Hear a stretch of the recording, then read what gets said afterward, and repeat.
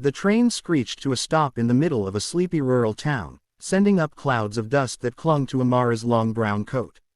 She stepped down carefully, clutching her worn suitcase, her heart pounding with both fear and hope.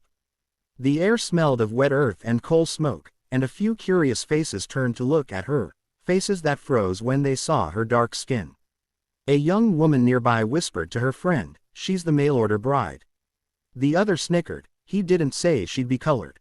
The words hit Amara like stones, but she kept her chin up.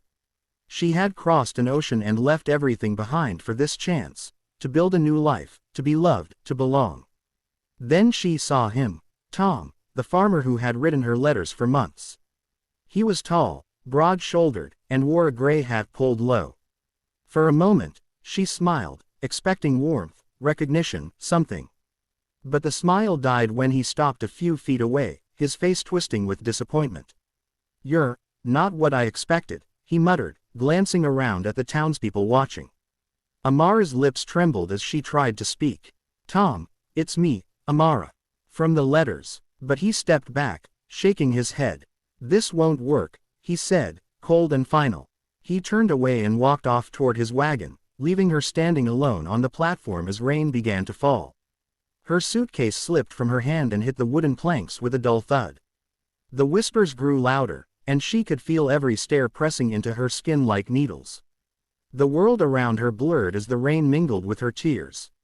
She had come so far to find love, only to be rejected before she even had the chance to speak her heart. Amara stood on the platform, soaked to the bone, her suitcase beside her and her hope fading fast. The townspeople slowly drifted away, leaving only the sound of the rain and the echo of her own humiliation. She bent down to lift her suitcase again, but her hands trembled too much to hold the handle. Her throat burned, her vision blurred, and for the first time since leaving home, she wondered if she had made a terrible mistake. Then, a voice, calm, deep, steady, cut through the rain. "Miss, you'll catch your death out here." Amara turned, startled. Standing a few feet away was a man she hadn't noticed before, tall, broad-shouldered, with silver threads in his dark hair and eyes the color of warm soil after rain. He wore a heavy coat and a hat pulled low against the storm, but his gaze was kind.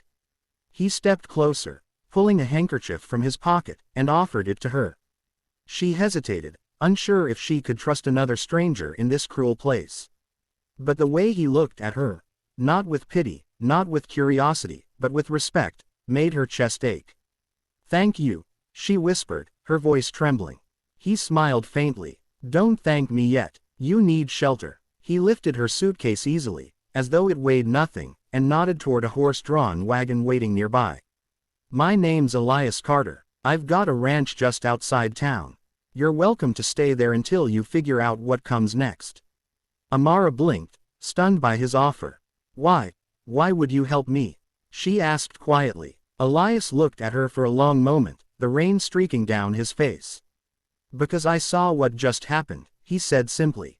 "And because no one deserves to be treated like that. Especially not someone brave enough to start over." Something inside her cracked open then, not from pain, but from relief. She nodded, unable to speak, and climbed into the wagon.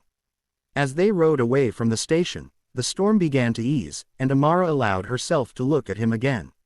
For the first time since arriving, she didn't feel like an outsider. She felt seen. Morning sunlight spilled over the wide golden fields, painting the horizon in shades of amber and rose. Amara stood barefoot on the porch of Elias's farmhouse, her dress fluttering in the soft wind. Weeks had passed since the night he brought her home, but the memory of that rain-soaked station still lived somewhere deep inside her, though now, it no longer hurt the same way. Elias had never treated her as a guest or a burden.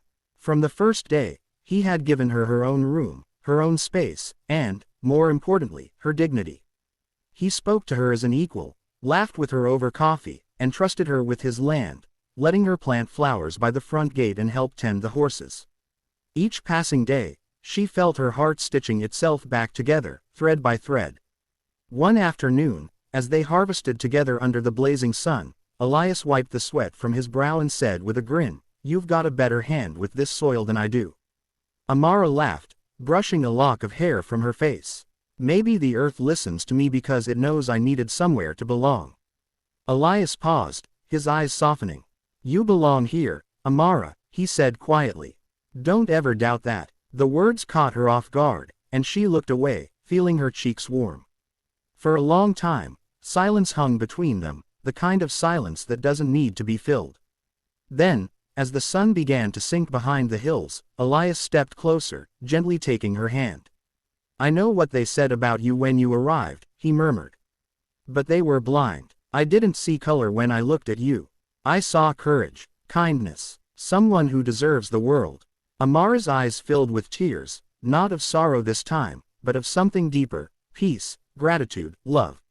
You were the only one who looked at me and didn't see a mistake, she whispered. Elias smiled, his thumb brushing over her hand. No, he said softly, I saw the woman I'd been waiting for all my life. The wind carried the scent of wheat and wildflowers around them as the last light of day settled over the fields. In that moment, Amara knew, she had not been rejected by fate, only redirected. She had traveled halfway across the world not to find the man who ordered her, but the one who saw her.